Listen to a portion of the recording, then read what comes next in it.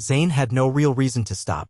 He had been driving through the quiet suburban neighborhood on his way to grab coffee, his mind preoccupied with work deadlines and the general monotony of his life. But something about the small garage sale caught his attention.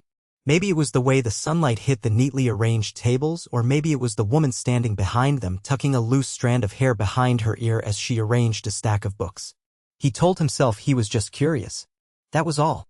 Pulling over, he stepped out of his car and approached, his hands in the pockets of his jacket.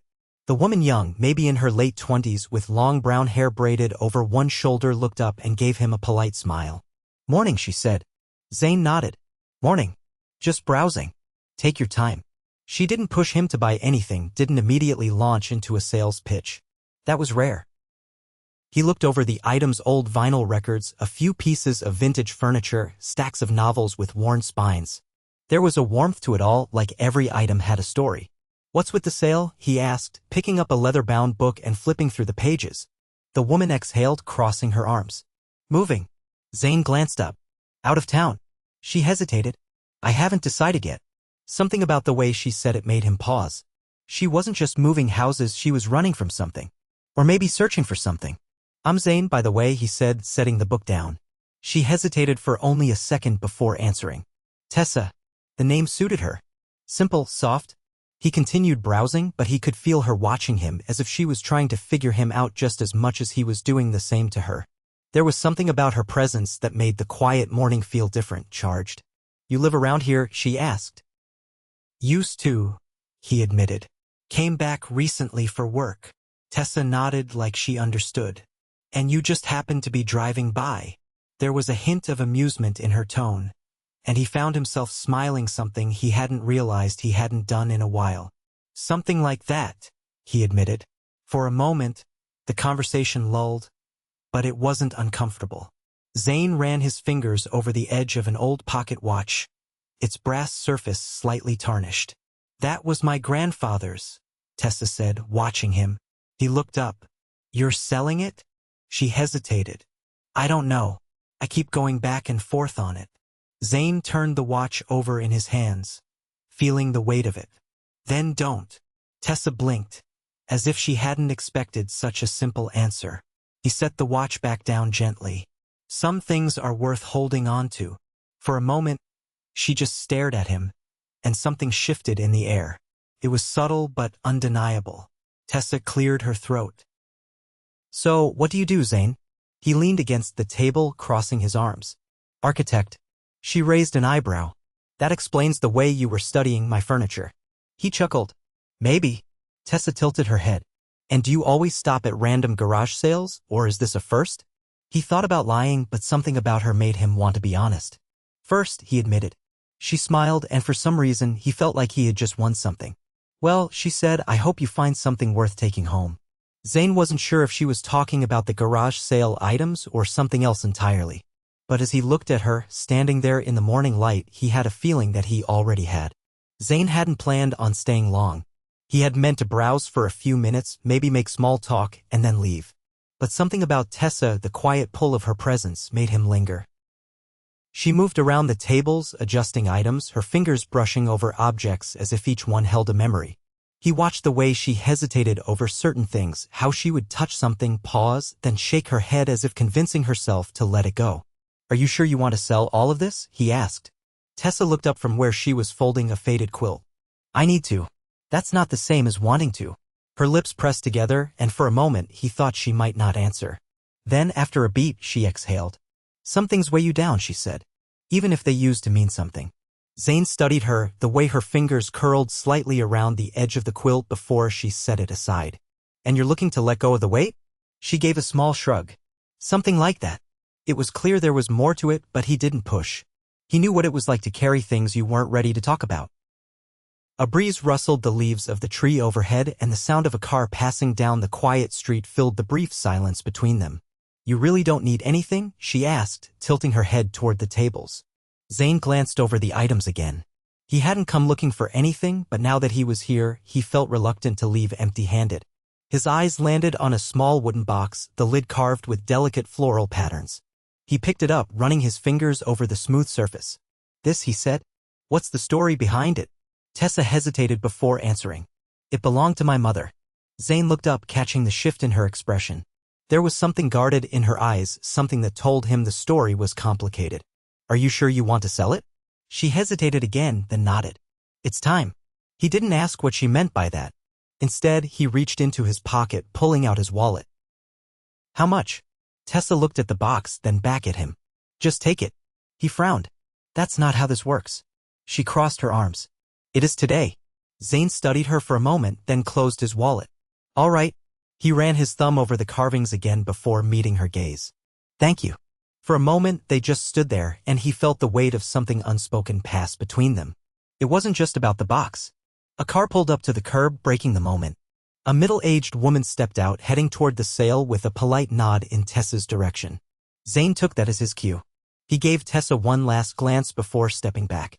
See you around? He asked. Tessa hesitated, then gave a small nod. Maybe. It wasn't a promise, but it wasn't a dismissal either. As he walked back to his car, the wooden box feeling heavier in his hands than it should have, he had the distinct feeling that he wasn't done with Tessa. Not yet. Zane told himself he wasn't going back. He had no reason to. He had what he came for, the wooden box, now sitting on his kitchen counter, untouched since the moment he set it down. He didn't even know why he had taken it. It wasn't something he needed, and yet, he hadn't been able to walk away without it. Or maybe, if he was being honest with himself, it wasn't about the box at all. It was about her, Tessa. That thought gnawed at him all day, through meetings and phone calls, until finally, as the sun began its descent, he found himself back in his car, driving toward the quiet street where he had first seen her. The garage sale was gone. For some reason, that unsettled him more than he expected. The tables, the neat arrangement of items, the lingering presence of a life being packed away, it was all missing now, as if it had never been there in the first place. But the house remained, lights glowing softly from within. He hesitated, debating whether he had any right to be here. Just as he was about to turn back, the front door opened. Tessa stepped out onto the porch, a sweater draped over her shoulders. She froze when she saw him, her expression unreadable in the dimming light. You came back, she said. Zane shoved his hands into his pockets. I wasn't sure if I would. She tilted her head slightly, as if she were trying to figure him out. And yet, here you are. He exhaled, glancing at the empty driveway where the tables had once stood. Looks like I missed the rest of the sale. A small smile played at the corner of her lips. You're a few hours too late. He hesitated, then took a step closer. Do you regret it? Letting things go? She leaned against the porch railing, her gaze drifting toward the quiet street. Not everything. There was something about the way she said it that made him feel as though she were talking about more than just objects. He studied her carefully. What made you decide to stay? Tessa let out a quiet breath. I didn't. That answer caught him off guard. You're still leaving? She nodded slowly. In a few days. I needed time. Zane frowned, an unexpected tightness forming in his chest. He had assumed, without realizing it, that she had changed her mind. That she would still be here, in this little house with its fading blue shutters, the same way she had been yesterday. The thought of her being gone felt oddly wrong. Where are you going? He asked. Tessa hesitated, then shook her head. I don't know yet. Something about that answer made his stomach twist. She wasn't just moving, she was untethered, drifting without an anchor. Why are you leaving? The words were out before he could stop them. For a long moment, she didn't answer. Then finally, she looked at him. Because sometimes, the only way to move forward is to stop standing still. Zane didn't know why that hit him the way it did. Maybe because he had been standing still for too long, too. Before he could speak, Tessa straightened. I should go inside. He could feel the moments slipping away, the weight of something unspoken settling between them. He didn't want to leave it like this. Tessa. She paused, one hand on the doorframe. He swallowed. Would you have sold me the box if you knew I'd come back? For a moment, she just looked at him. Then, with a softness in her voice that sent something sharp through his chest, she said, I don't know.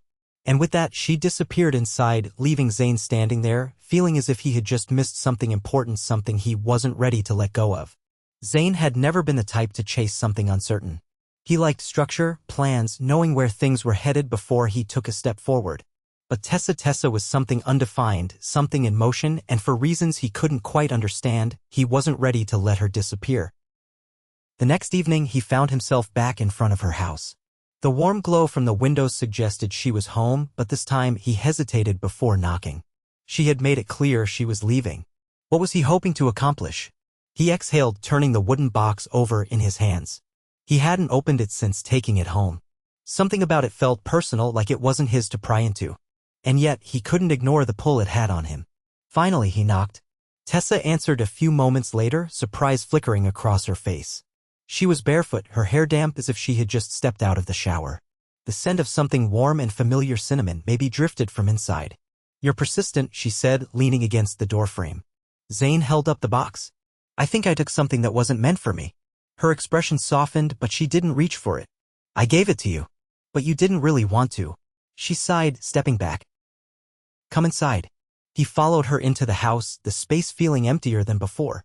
Fewer belongings, more packed boxes. She was serious about leaving. Tessa gestured toward the couch and he sat, setting the box between them on the coffee table.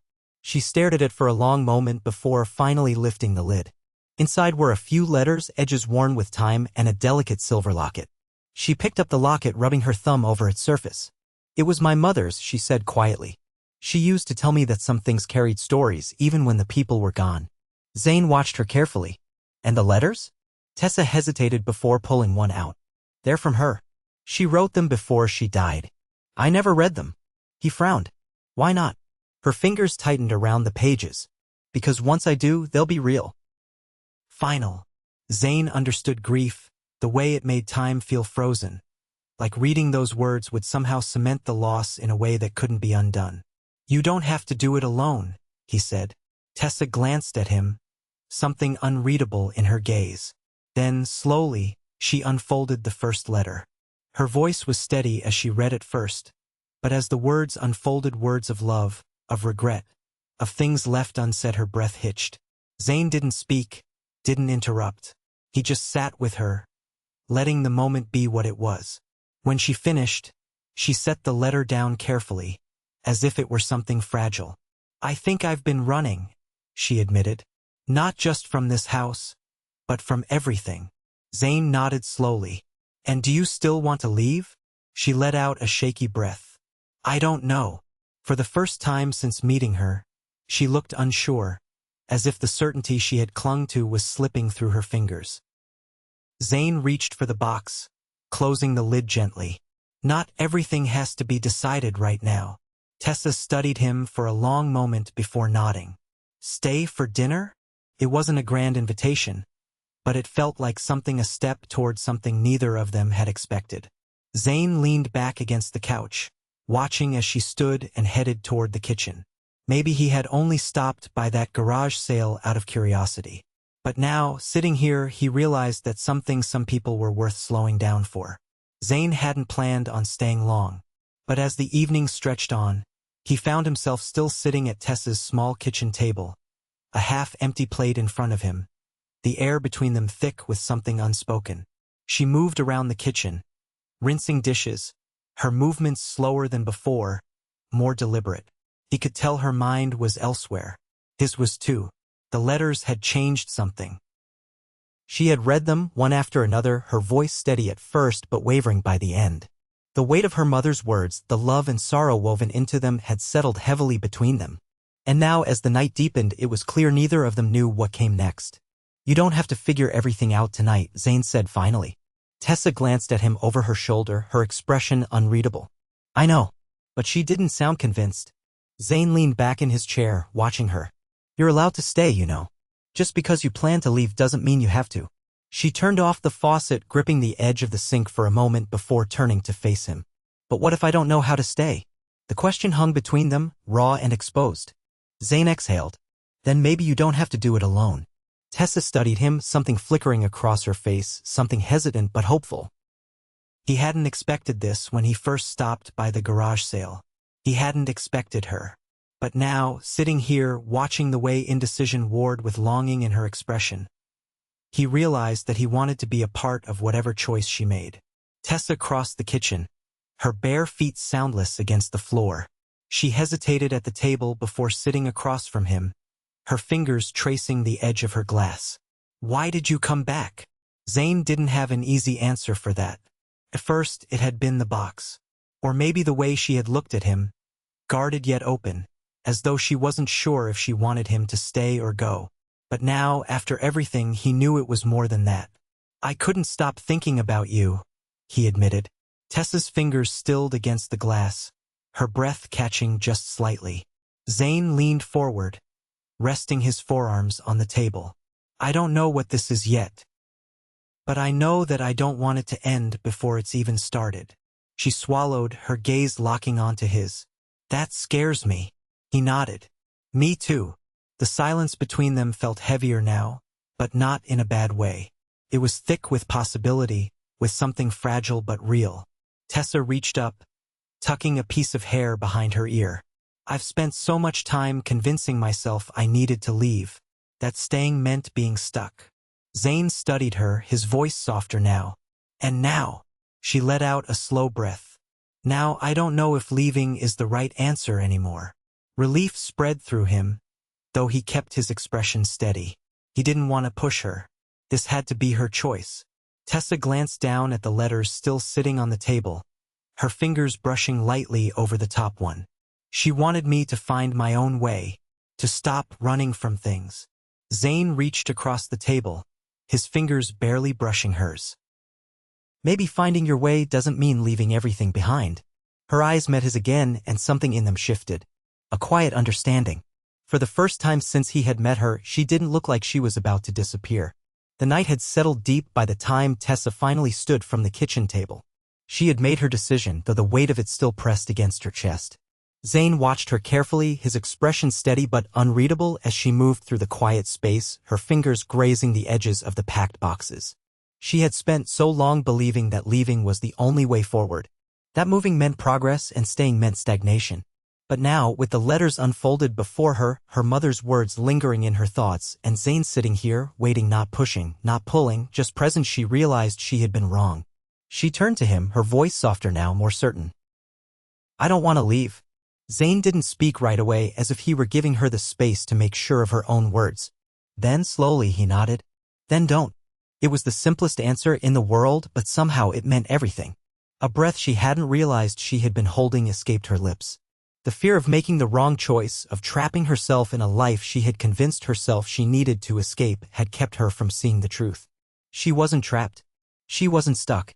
She had just been afraid to stay long enough to let anything real take root. Zane stood, his movements slow, deliberate. He reached for one of the boxes stacked near the door and ran his hand over the tape sealing it shut.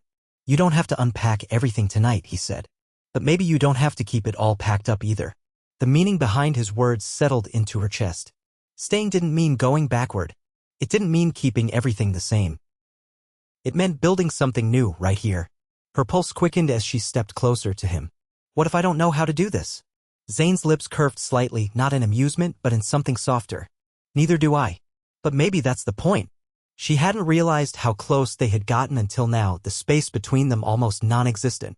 The air crackled with something unspoken, something inevitable.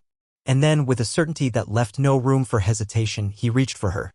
His hands found her waist, steady and warm, and she felt herself leaning into him as if she had been waiting for this moment all along.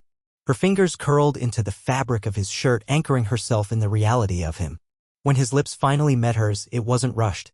It wasn't hesitant. It was a quiet kind of certainty, a promise sealed in the way he held her, in the way she melted against him. Tessa had spent so long running. Running from grief, from memories, from the fear of standing still long enough to let herself feel something real. But now, here, in Zane's arms, with the warmth of his breath mingling with hers, she realized she wasn't standing still at all. She was exactly where she was meant to be. When they finally pulled apart, her forehead rested against his, her breath unsteady but full. Zane's voice was low, rough with emotion. "So what now?" Tessa smiled, her fingers tightening around his, as she whispered the only answer that mattered.